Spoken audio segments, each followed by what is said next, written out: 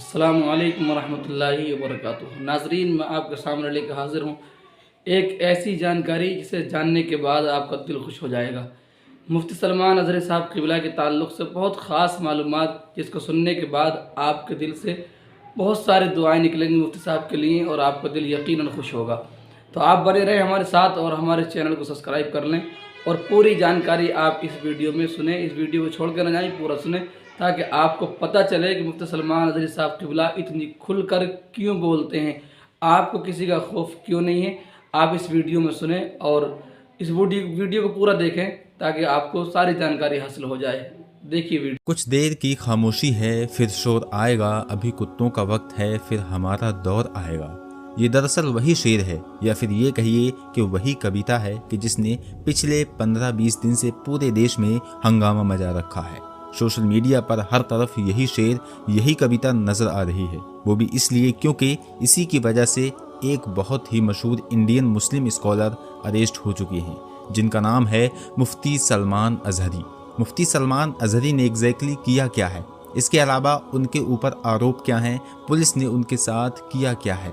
जी हाँ, इस पूरे मामले की अभी तक की अपडेट क्या है, ये तो लगभग पिछले 15-20 दिन से लगातार अलग अलग सोर्सेज से सुन ही रहे होंगे, इसलिए इसके बारे में भी डिटेल में बात करेंगे। लेकिन बाद में उससे पहले ये जान लेते हैं कि आखिर मुफ्ती सलमान अज़हरी की जिनकी इतनी ज्यादा चर्चाएं हो रही हैं, ये हैं कौन। तो दोस्तों, महाराष्ट्र के मुंबई से ताल्लुक रखने वाले मुफ्ती सलमान अज़हरी एक इस्लामिक स्कॉलर और प्रीचर होने के साथ साथ एक टीचर भी हैं। इसके अलावा एग्जैक्टली उनका जन्म कब हुआ था, मैं बहुत सारी रिसर्च करने के बावजूद किसी ऑथेंटिक सोर्स से ये ना ढूंढ सका, लेकिन जितने भी सोर्स मुझे मिले उसके मुताबिक उनकी पैदाइश सन 1986 में हुई थी। मगर हाँ, उनका फैमिली बैकग्राउंड काफी मजहबी यानी कि रिलीजियस है, क्योंकि उनके फादर कि जिनका नाम मीडिया में मौलाना अब्दुल कय्यूम अज़हरी बताया गया है, वो भी मुफ्ती सलमान अज़हरी की तरह न सिर्फ एक इस्लामिक स्कॉलर हैं, बल्कि बहुत सारी इस्लामिक बुक्स के ऑथर भी हैं। इसके अलावा इनकी माँ, जिनका नाम मीडिया में उम्मुल खैर बताया गया है, वो भी इस्लामिक टीचर भी हैं। मुफ्ती सलमान अज़हरी ने अपनी बेसिक एजुकेशन यानी कि शुरुआती पढ़ाई तो इंडिया में ही अलग अलग जगहों और अलग अलग मदरसों में की, मगर फिर बाद में वो अपनी हायर एजुकेशन के लिए इजिप्ट यानी कि मिस्र के मशहूर शहर काहिरा पहुंचे। यहाँ पर इन्होंने अल अज़हर नाम की उसी मशहूर यूनिवर्सिटी में पढ़ाई की, जो कि न सिर्फ आज के दौर में इस्लामिक एजुकेशन के लिए सबसे बेस्ट यूनिवर्सिटी मानी जाती है, बल्कि इसकी गिनती दुनिया की सबसे पुरानी यूनिवर्सिटीज़ के साथ भी की जाती है।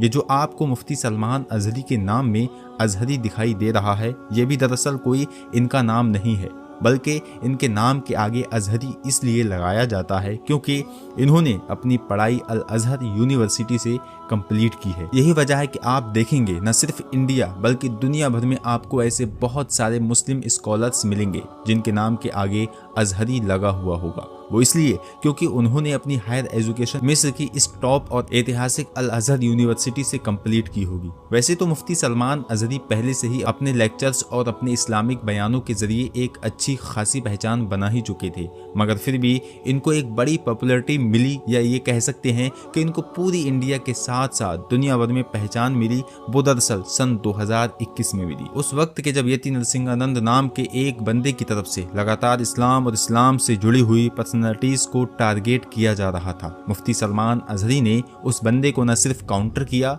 बल्कि हालात तो इतने आगे बढ़ चुके थे कि उसको मुबाहले तक का चैलेंज कर दिया। आसान भाषा में कहूँ तो उसको अग्नि परीक्षा का चैलेंज किया। यानी मुफ्ती सलमान अज़हरी ने उससे कहा कि अगर तू मानता है कि तू सच्चा है, तू अपनी किताब को लेकर आ और मैं अपनी किताब यानी कि कुरान को लेकर आता हूँ। हम दोनों एक साथ आग में कूदेंगे। एक दोनों में से जो भी सच्चा होगा वो बच जाएगा और जो भी झूठा होगा वो मर जाएगा। इस चैलेंज ने मुफ्ती सलमान अज़हरी को रातों रात पूरी दुनिया में मशहूर कर दिया। जी हाँ, या यूं कहिए कि हीरो बना दिया था, क्योंकि न सिर्फ इंडिया बल्कि दुनिया भर से उनको बहुत सारे इस्लामिक स्कॉलर्स और मुस्लिम मशहूर पर्सनैलिटीज का सपोर्ट मिला था। इंडिया के साथ साथ पूरे दुनिया भर के मीडिया में काफी हेडलाइंस भी बनी थी। मगर हाँ, ये अग्नि परीक्षा का जो इवेंट था, या यूं कहिए कि जो ये पूरा मामला था, ये हो ना सका, क्योंकि यति नरसिंहानंद इस चैलेंज को कबूल करने के लिए इस शर्त पर अड़ा रहा कि मुफ्ती सलमान अज़हरी को पुलिस और एडमिनिस्ट्रेशन से इस पूरे मामले की खुद इजाज़त लेना होगी। जबकि दूसरी तरफ मुफ्ती सलमान अज़हरी की तरफ से यति नरसिंहानंद के ऊपर भागने का इल्ज़ाम लगाया गया। और मुफ्ती सलमान अजहरी का कहना था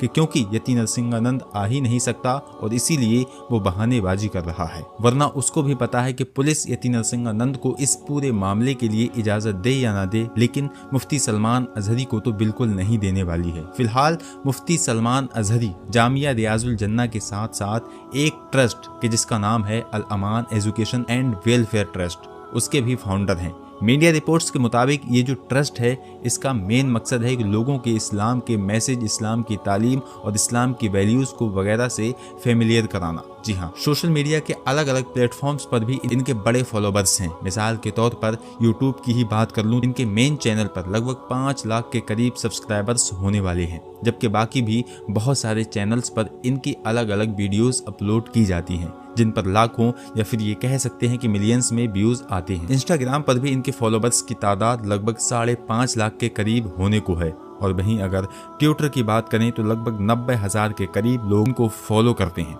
बात करें अगर इनके ताज़ा मामले की तो अचानक से पिछले कुछ दिनों से ये देखा गया है कि मुफ्ती सलमान अजहरी एक लेक्चर की छोटी सी क्लिप सोशल मीडिया पर जो वायरल की जा रही है, ये दरअसल उनके उस लेक्चर की क्लिप थी जो उन्होंने 31 जनवरी की रात में गुजरात में दिया था। इस क्लिप के अंदर मुफ्ती सलमान अजहरी की तरफ से वही शेर बोला जा रहा था जो मैंने आपको वीडियो के शुरू में बताया था। क्लिप को लेकर ट्विटर यानी कि एक्स पर यह दावा किया गया कि इसमें हिंदुओं को टारगेट किया गया है और मुफ्ती सलमान अजहरी को गिरफ्तार करना चाहिए। फिलहाल जब इस क्लिप को अब कई बड़े बड़े अकाउंट के जरिए से भी शेयर किया जाने लगा तो गुजरात पुलिस एक्शन में आई और गुजरात की पुलिस फौरन मुंबई पहुंची और वहां पर मुफ्ती सलमान अजहरी को पहले तो कई घंटों के लिए डिटेन किया और उसके बाद गिरफ्तार किया और गिरफ्तार करके वापस गुजरात ले गई।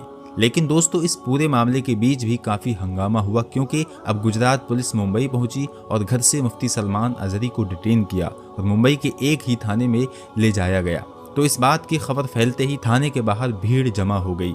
हजारों की तादाद में पहुंचे हुए लोगों ने मुफ्ती सलमान अजहरी की गिरफ्तारी का विरोध करना शुरू कर दिया और हालात इतने बेकाबू हो गए कि खुद पुलिस को मुफ्ती सलमान अजहरी को ही सामने लाना पड़ा। इसमें उन्होंने पब्लिक को संबोधित करते हुए कहा कि जोश में होश ना खोएं, मैं जैसा भी हूँ तुम लोगों के सामने ही खड़ा हूँ और वैसे भी मैं कोई क्रिमिनल नहीं हूँ।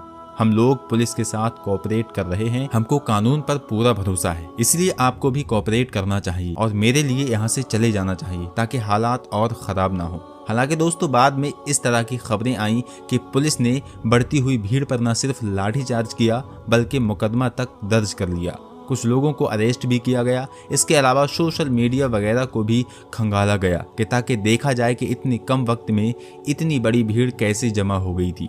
इसके अलावा गुजरात से भी ये खबर आई है कि 31 जनवरी को जो प्रोग्राम हुआ था, मतलब जिस प्रोग्राम की क्लिप सोशल मीडिया पर वायरल हो रही थी, उसके जो 2 ऑर्गेनाइजर थे उनको भी गिरफ्तार कर लिया गया है। हालांकि दोस्तों जहां एक तरफ मुफ्ती सलमान अजहरी के ऊपर हेट स्पीच का आरोप है और ये कहा जा रहा है कि उनका बयान 2 समुदाय के बीच खाई बढ़ाने वाला है, तो वहीं दूसरी तरफ मुफ्ती सलमान अजहरी की तरफ से बार बार यही कहा गया कि उन्होंने अपने शेर में, अपनी कविता में कहीं भी किसी समुदाय का नाम ही नहीं लिया था, बल्कि अगर पूरी स्पीच को देखा जाए तो वहां पर फिलिस्तीन वगैरह से रिलेटेड सारे मामलात की बात चल रही थी और उन्होंने उसी कॉन्टेक्स्ट में पूरा शेर का इस्तेमाल किया था। मुफ्ती सलमान अजहरी जब पुलिस की कस्टडी में मुंबई में तो MIM के मशहूर नेता वारिस पठान ने भी न सिर्फ उनको सपोर्ट किया बल्कि उनसे मिलने के लिए भी पहुंचे थे और उन्होंने भी बाद में मीडिया से यही कहा था कि मुफ्ती सलमान अजहरी को सिर्फ और सिर्फ मुस्लिम होने की सजा मिल रही है क्योंकि उन्होंने कोई हेट स्पीच दी ही नहीं है, बल्कि ये पूरी बात फिलिस्तीन के